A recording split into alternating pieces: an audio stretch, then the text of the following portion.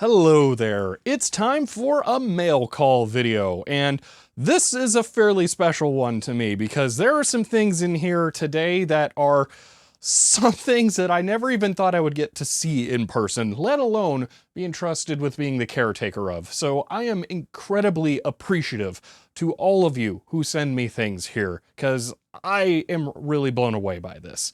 But rather than just talk about it, let's get some mail open.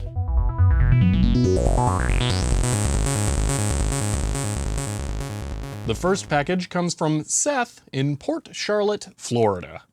As I open this, I need to apologize to Seth because this has been around for way, way longer than it should have been.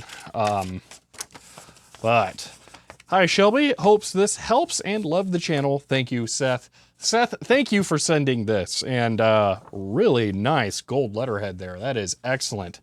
But what we have here is a Prestige Elite IBM Wheel Rider daisy wheel. So this is what spins in an IBM Wheel Rider to put the letters on the paper. Getting up close and moving the letters around, we can see them on there. I have several IBM Wheel Riders, so I'm happy to have another option for a character set. Thank you, Seth, for sending this, and sorry again for how long it took me to open it. The next package comes from Christian in Budapest, Hungary. Before I open this one, I'm just gonna go ahead and put this right here. Ignore the disheveled state. I'm working on it right now.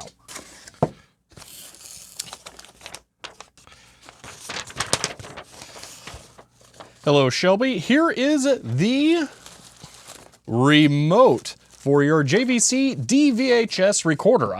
Is it a recorder? It might be. Actually, it is a recorder. I didn't realize that. I promised. I also included a, Cali box Navy Crystal. Ooh, interesting. Switch for you to test out. Oh, that is interesting.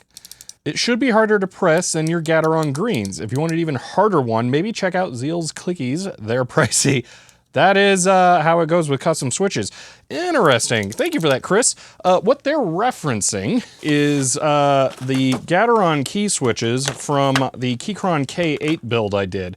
I went with these switches because I wanted a stiffer one, but I was recommended these Cali Blues kind of a lot, so I am curious here.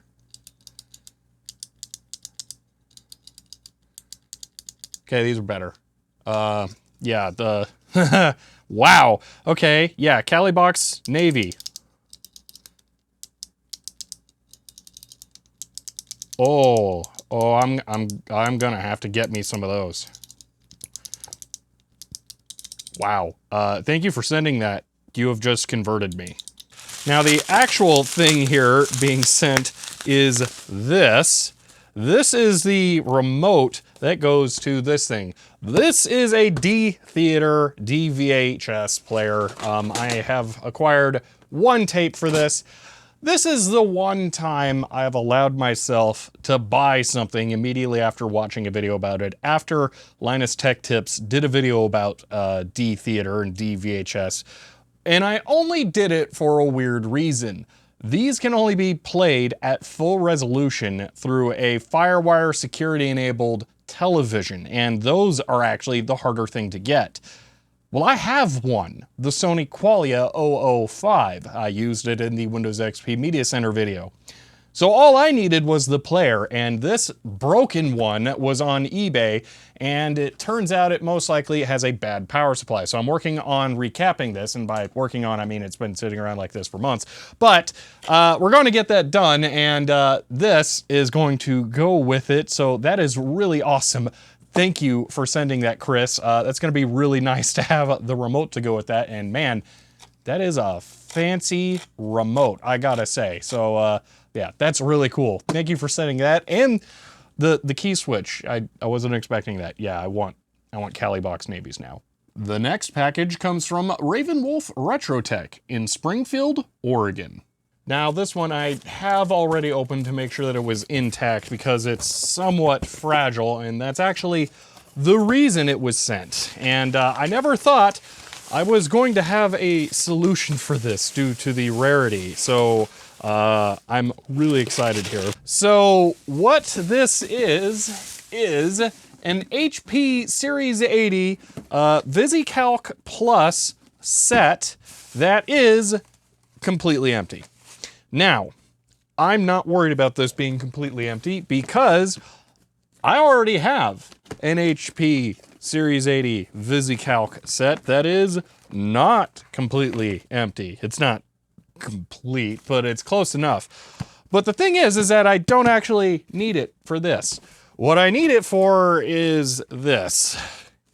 This is the HP Series 80 game pack, and my example of this was utterly destroyed before I even bought it. I bought this because the games pack itself is so unbelievably rare that I wasn't gonna let it slip through my fingers. But it's been in this shattered case the whole time I've had it. So Ravenwolf offered to send the other case, and now I get to upgrade this to an intact case, which is awesome. So here we go. Let's get all of this migrated over. And what's nice is I don't have to feel bad about eliminating the history of this being VisiCalc because I have VisiCalc. So I'm just gonna stick those together and it'll still pretty much be complete. The only difference here is that the one that they sent is for the HP 85, whereas mine was for the 8687. So it's slightly different, but that's fine. Oh, that's so nice to finally have that be intact. Oh man, thank you.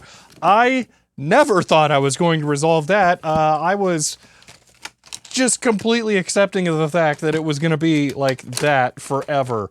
So a huge thank you for sending that, because that is going to look so much better with all of the other ones and just be easier to maintain, not having it constantly disintegrating. So thank you again for sending that. The next curious package comes from Paul in Buffalo, New York, despite the box itself having come from Belarus. This is another one that I had opened beforehand to make sure that it was okay, just because the box was a little roughed up, but it was incredibly well packed. So I do know what's in here and what it looks like, and oh boy, am I excited. Oh man. All right, let me just double check. Okay. This is an Electronica MK90. So if you're like me, you're probably thinking, what? This is a basic computer, portable, from 1988 from Russia. And just, oh, wow. Look at that thing. It's just stunning.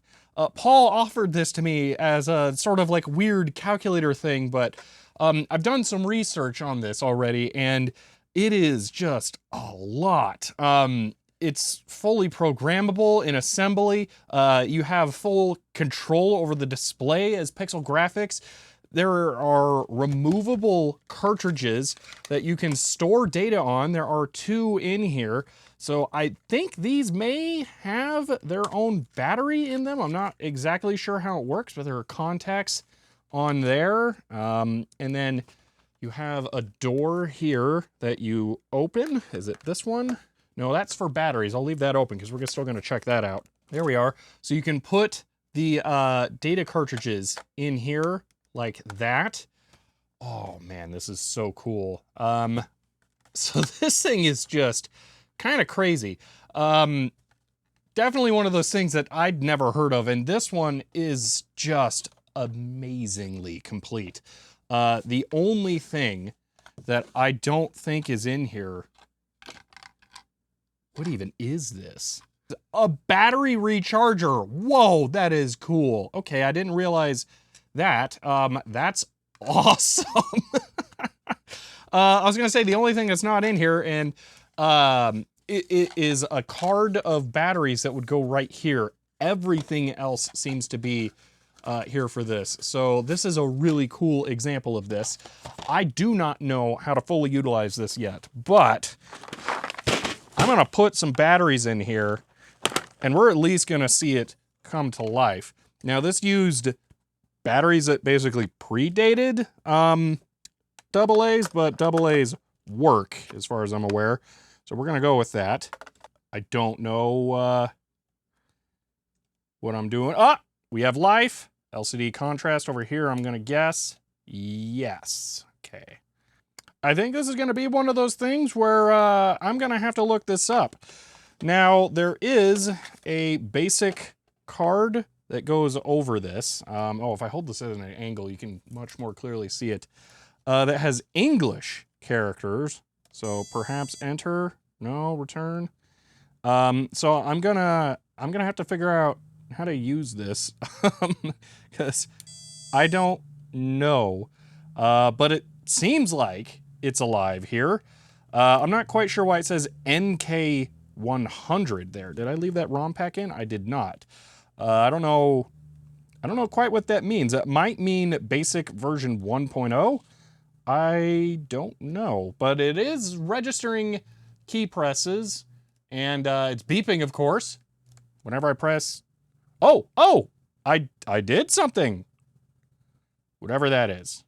Go. Do the thing. No? Are we... That was probably reset? I don't know. Well, clearly I'm going to have to do a bunch of research on this. This is the manual, and this has been translated and put online already, I believe. So I will hopefully have some luck in trying to learn more about this, but I'm really, really looking forward to it because, man, this thing seems cool. So thank you so much, Paul, for sending this. I really look forward to putting some time into this thing because it seems crazy. And there's one other thing now I'm going to be attempting to buy. If you pull this plug out, there is an IDC connector. There's a plotter dock for this thing. I'm going to have to get me one of those. The next package comes from Ben in Oxfordshire, UK. Speaking of plotters, I know what this is, and Ben offered to send me these after I did my HP plotter video. No real sense hiding it there. These are black Roland plotter pens, which should be compatible with my HP HPIB plotter. So that's going to be really awesome because I could only find color ones. So that's going to be really awesome to have some black ones. That is some incredible letterhead there. Yes, just so much, yes. Oh, they are ballpoint pens. These are not felt tip. Oh, okay. Points. So what Ben is recommending here is that I run them a little bit slower because they're not going to just lay down ink like my felt tip pens that I was using would do, which they were a bit excessive with that. So yeah, but that'll be really cool. A packet for typewriter correction. I'm hesitant to open this, but based on the artwork here, this appears to be whiteout correcting tabs. That is super cool. I absolutely love seeing correcting methods for typewriters like this. So we have things for laying down ink and obscuring it. What a great combination. Ben, thank you for sending these. These are going to be awesome to be able to have to use with my plotter. I appreciate it. The next two packages come from Michael in Derby, Kansas. These two packages are completely unrelated. I know what's in both of them.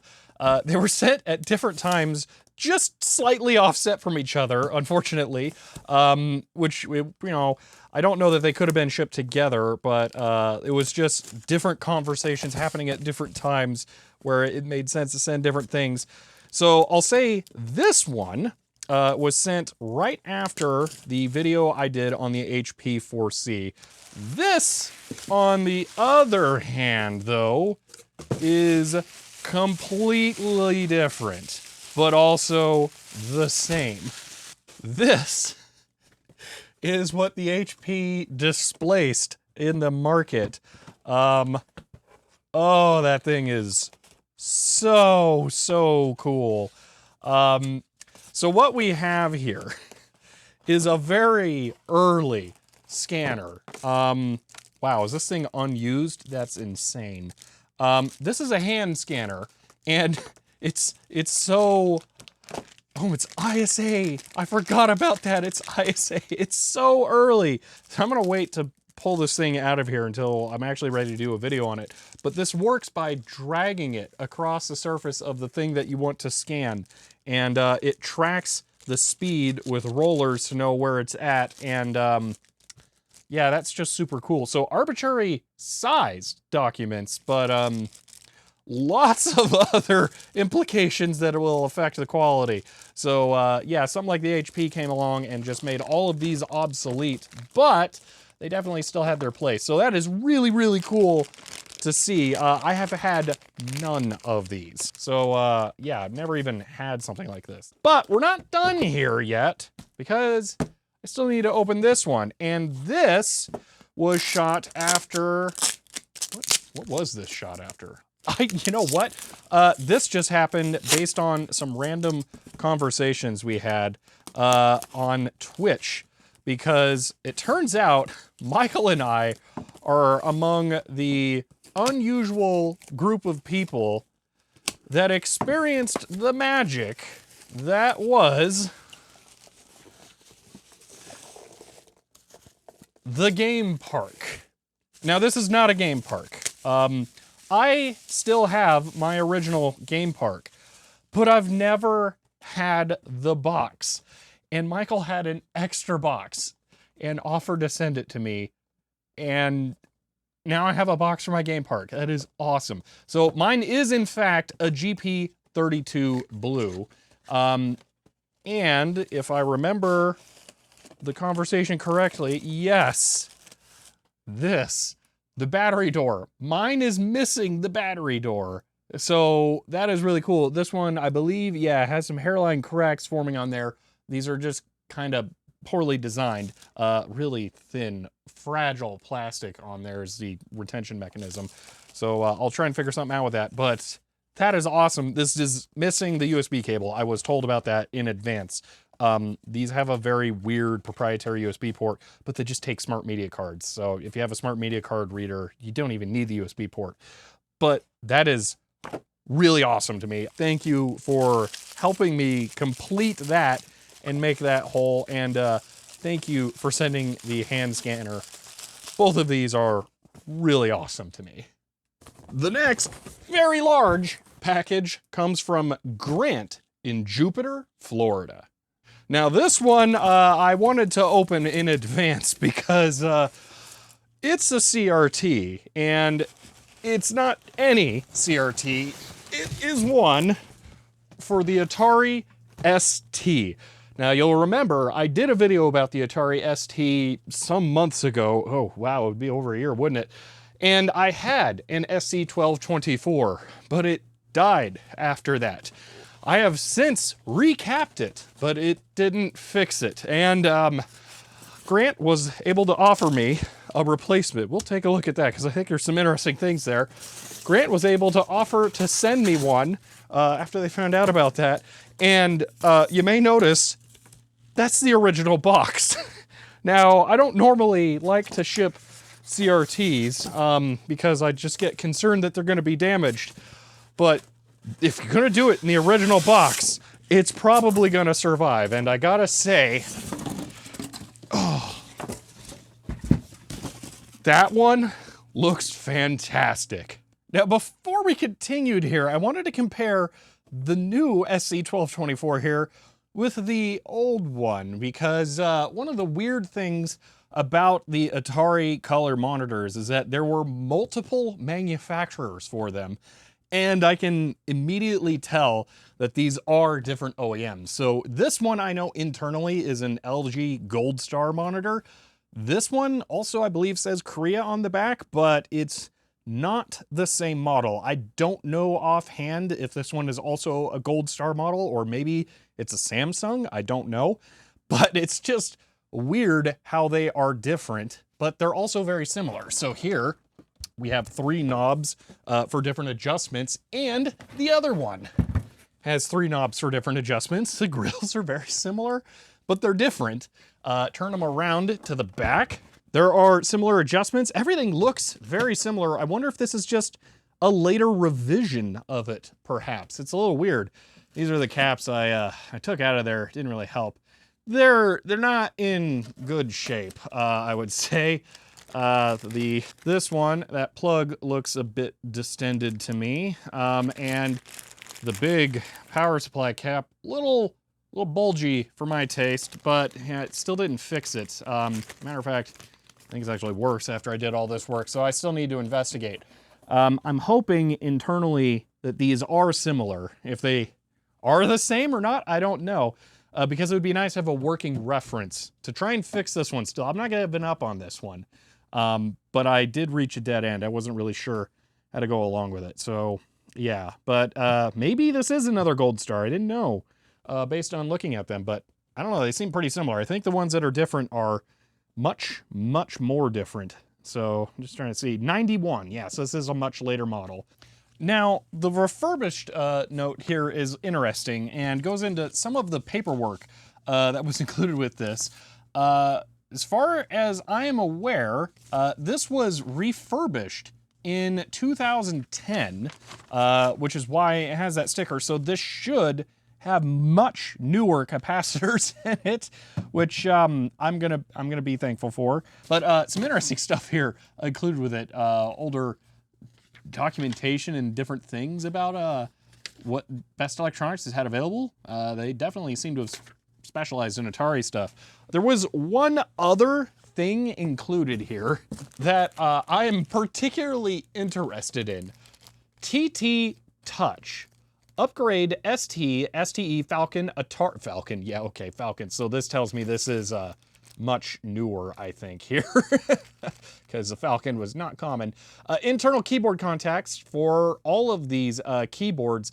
Improved high-grade silicon contacts firms up the keyboards with PC-grade tactical feedback. So if you've never had the unfortunate privilege of using a Atari keyboard from this era, they are the mushiest, worst keyboards I've ever experienced. Like, I'd almost rather use a membrane keyboard like a Sinclair ZX81 or Timex 1000, because they're just so, like, you cannot feel when the actuation happens. So if these really are like a stiffer key membrane, that would be kind of incredible. See if I can just get one into a place where I can kind of feel it. Yeah, even through the plastic of the bag there, I can feel there's a much more definite actuation point, and they feel a lot stiffer. So I might actually mod my ST with these, because I still want to experience that computer, and it would be really awesome to be able to do that with those. I wasn't planning on going through all of the effort of setting this up to test it, but I really, really want to know. So I've got the ST here. This is powered, and let's see, video. Come on. Ah, yes! There we are. It lives. Oh, that feels so good. I'm on the wrong side of the camera. I can't see how badly it's flickering. Not too badly, but oh, that's nice. I am very happy about that. Oh man. All right. Well, a huge thank you for sending that. Man, actually seeing the ST live on the correct monitor again is so refreshing. The next one, I don't have anything to open because it was directly handed to me by Kaiser in Arizona here, but it was acquired with the help of someone who wanted to remain anonymous. So I'm just going to thank a guy from Italy. Now, despite also being related to vintage electronics, everything this box says about the contents is wrong, because what is in here is something truly unbelievable to me. This is a real Philips CM153. Now, in case you missed the video, this card is especially significant to me because I spent I don't even remember how long it was. Was it months? Working on this, which is a clone of this card. But I made this card without having ever been able to like touch one of these. I only had pictures of one, and I had to do all of the work based off of that. But I did have help from Roland, who had the only video showcasing one of these working. This is a Philips CM100. It's the first CD drive ever, and I've had this forever, and I'd been trying to get a card to work with it, and it wasn't possible. My only option was to make one. And then I'm not kidding, like weeks after I made the video, where the whole tagline for that thing was, "This was too rare to buy, I could never find one for sale," this popped up on eBay. But the thing is that I still have my searches running for one of these, and it didn't show up for me because the seller who had this was in Italy and had listed it as local only. So there was no way I would have ever known that this had been available on the market or was, out there. And it was a viewer in Italy who found this and posted about it in my Discord server. And another viewer, Kaiser, worked with them to get it shipped to the US so that I could be the one to ultimately end up with it. And I am so thankful for all of that happening, because it is a bit of an emotional experience here to just actually see one of these after having gone through all of that. To make my own version of it, it is crazy to see in person, and I can start to see little details about it that I couldn't tell from the picture, like just a minor thing. The connector there, cadmium coated. That's really cool. Not that it matters. I could have actually got a cadmium connector for mine. They were available, but didn't have them. But yeah, there's so many little details. It's incredible to me to be holding this. I've been working on trying to get all sorts of things to go with my CM100 so I can eventually make a video about it. And while this wasn't originally one of the things that I was going to, wait to do the video with, I'm incredibly appreciative of it because it's going to make it just that much better. So yes, to both of you who are involved in making this happen, I am really, really appreciative. Thank you so much. I still can't believe it's right there. Wow. Well, that's all we have for today's mail video, but man, that was an exciting one. You all are amazing people, and I really appreciate the things that you've sent. Thank you so much. But that is it for today. So if you enjoyed this video, you may want to subscribe to the channel to know when the next one is released. If you want to help support the channel, you can find me on Patreon. But for now, that's it, and I will see you next time.